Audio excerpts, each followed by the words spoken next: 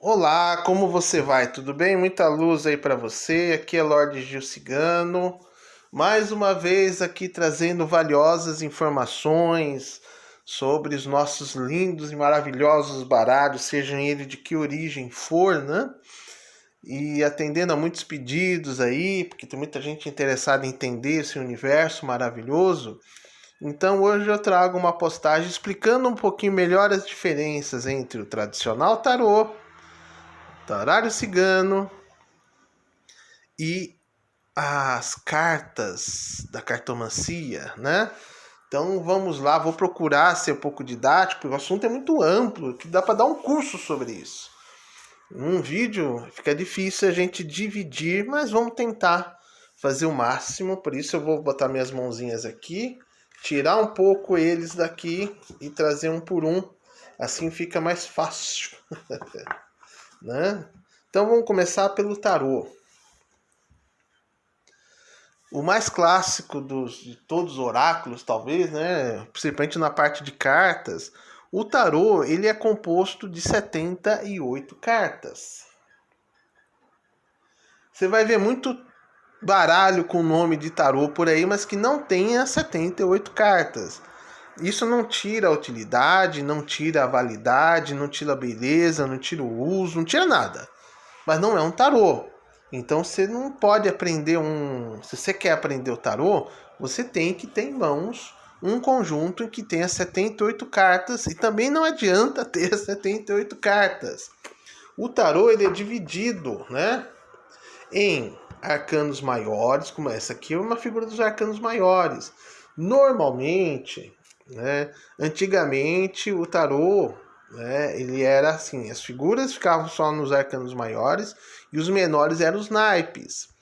Então aqui ó, nós temos a sacerdotisa ou a papisa, que é a carta 2. Temos aqui o louco, né? Temos aqui a carta da morte, temos a carta da estrela. Esses aqui seriam algumas das cartas dos arcanos maiores. Então são 22 arcanos maiores, com os seus nomes tradicionais, né? O mago, a papisa, o imperador, a imperatriz, os enamorados, a morte, e assim vai, né? Esses são os tradicionais. E temos também, ó, 56 cartas que são os arcanos menores. Os arcanos menores é dividido em espadas. E aí vamos ver se eu acho aqui de paus. Achei. Esse aqui é naipe de paus. Os arcanos menores muitas vezes terão figuras, mas eles são 4 naipes, né? Que seria copas, que é essa aqui, paus, espadas e vamos achar de ouro. Agora eu vou tirar daqui para eu achar. Opa, tremeu a câmera. Senão eu fico fuçando aí na frente de vocês, fica um negócio esquisito, né? Vamos achar aqui um naipe de ouro. Que bonito. Aqui, ó. Inclusive a carta As de Ouros, ó. Né? Que ouro é sempre representado normalmente por uma moeda. Copas pela taça.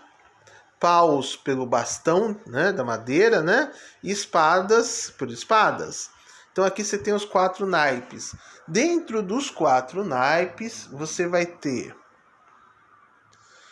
as cartas reais, a realeza, que é rei, valete, cavaleiro e rainha, e as cartas numeradas de 1 a 10. 1 de espadas, 1 de paus, 2 de espadas, 2 de paus, 3 de ouros, 4 de ouros, 5 de copas e assim por diante.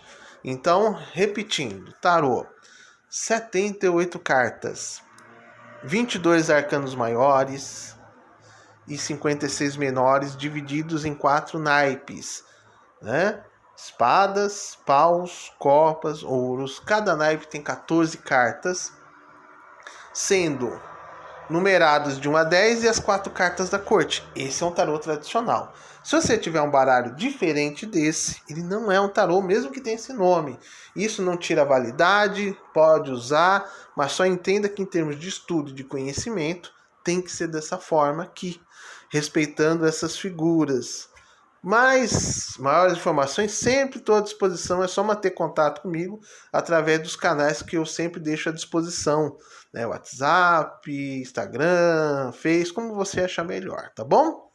Esse é o tarô, lindo, maravilhoso. Esse baralho aqui é meu antigo, é um baralho que eu comprei, é importado, faz muitos anos, né?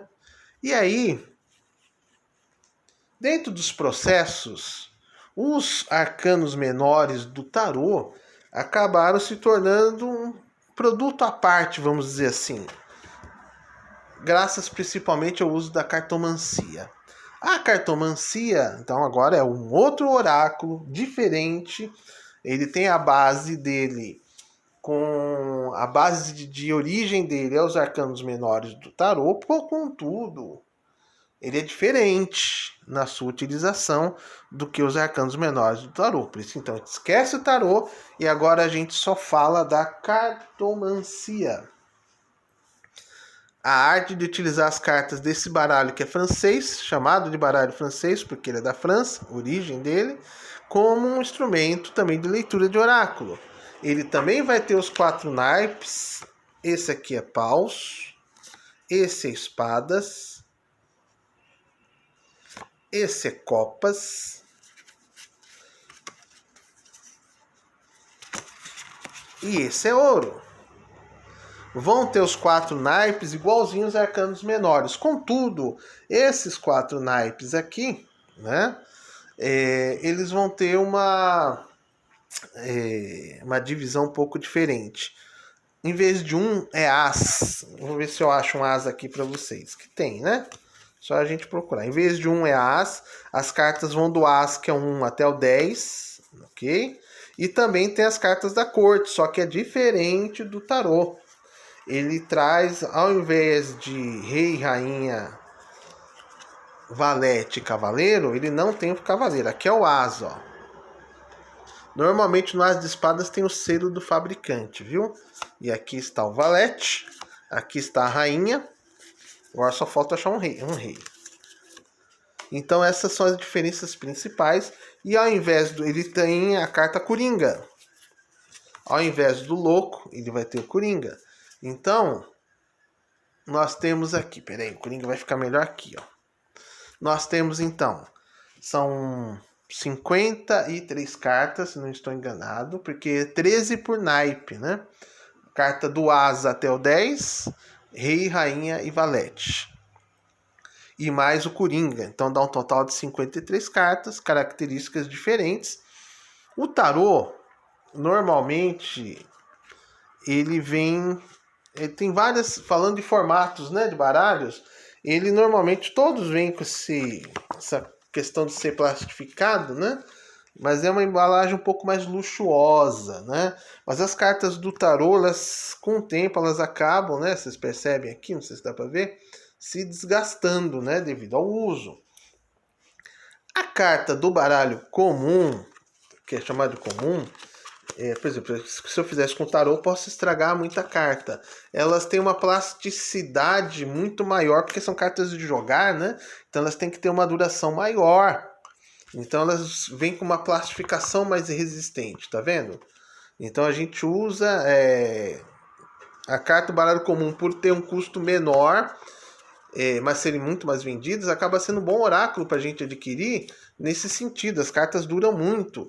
E se tem edições luxuosas, né? Também. Então dá para, com pouco investimento, você ter esse oráculo na sua mão com um material de boa qualidade. É lógico que com o tempo a tinta vai se desgastar, é normal, né? Não tem como. Mas ele dura muito mais, principalmente com o tarô, embora seja bem mais barato. Um bom tarô você vai gastar aí provavelmente em torno de R$100. E já o baralho comum, um baralho aí comum de boa qualidade, com R$10 você já encontra, né? Com essas características que eu te falei, ok? E aí nós vamos falar de um baralho que surgiu graças ao baralho francês. Lá na Europa, o pessoal tinha muita mania de fazer jogos com essas cartas aqui, né? Jogos de salão, você vai ver muito isso em filme, né? E desses jogos surgiu um na Alemanha. Então o que eu vou falar para você vai em contramão ao que provavelmente você ouviu por aí. Não foi Mademoiselle Lenormand que criou o baralho cigano, ou o baralho Lenormand, né? Não foi. Esse nome ele foi colocado para vender lá na Europa, ok? Esse jogo, que a gente conhece por baralho cigano, ele surgiu a partir de um jogo alemão, chamado Jogo da Esperança. Era um jogo de salão, que tinha 36 cartas, baseados nas cartas do baralho francês. Mas por que surgiu esse jogo? As pessoas tinham muita dificuldade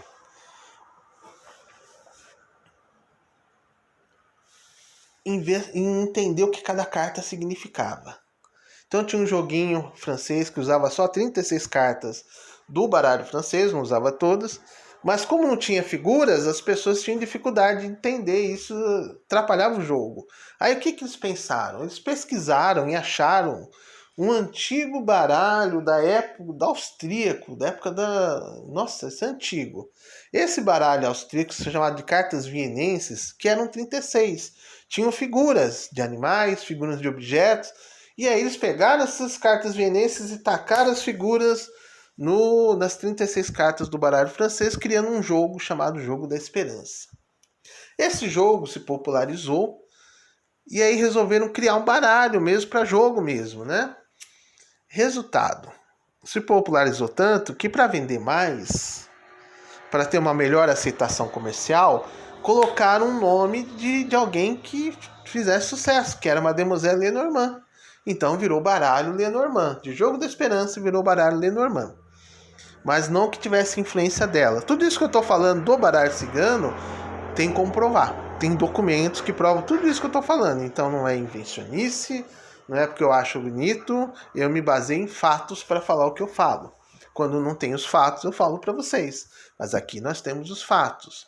Ok? Então, dessas cartas se transformou nessas 36 cartas e se colocou a alcunha de Mademoiselle Lenormand justamente para vender mais. E fez muito sucesso a ponto de chegar na mão do povo cigano. E o povo cigano, que é muito esperto, né, quando você chegava para o cigano, falava assim: nossa, que cartas lindas, quem é essas cartas? Ele falava: esse baralho é meu, esse baralho é um baralho cigano. E aí pegou a moda. E aí ficou com o baralho cigano. Mas os ciganos não têm nenhuma influência na criação desse baralho. Ele tem influência no seu uso. Principalmente aqui no Brasil, que mudou radicalmente. O Brasil ele tem uma forma de ler o baralho cigano que não tem a ver com nenhum lugar do planeta, né? É só aqui no Brasil que a gente lê dessa forma e interpreta as cartas. Mas isso vai ser um motivo para um outro áudio. E aí, eu não tenho esse baralho hoje aqui, o que eu tinha se desgastou muito. As cartas do baralho cigano, que são 36, têm figuras do cotidiano, do dia a dia do europeu. Mas no cantinho, normalmente, vem um símbolo que associa ao naipe, né? Então, você tem 3 informações na carta: o número, a figura e o naipe menor, né? As cartas do baralho dos 4 naipes, dando referências. Então, é um baralho muito rico de significados. Normalmente ele é mais difícil de você encontrar do que o tarô e as cartas da cartomancia. São poucos modelos que existem de baralho cigano, essa que é a grande verdade. Se você for pegar os importados, eles vão ter o estilo mais baralho Lenormand. O estilo brasileiro, vamos dizer assim, você vai encontrar muitos desses baralhos, principalmente nas lojas de artigos de umbanda, candomblé, porque o baralho cigano ele é muito aceito, principalmente pelas entidades ciganas que trabalham, né, dentro da espiritualidade, e é nos terreiros de umbanda e candomblé, nos cultos de nação, enfim, onde eles forem permitidos, eles surgem muito. Então, por isso que se popularizou esse tipo de carta para o baralho cigano, né? Um pouco do tamanho da carta do baralho francês, com as figuras, algumas traz o naipe, outras não. E você tem assim esse belo baralho à sua disposição.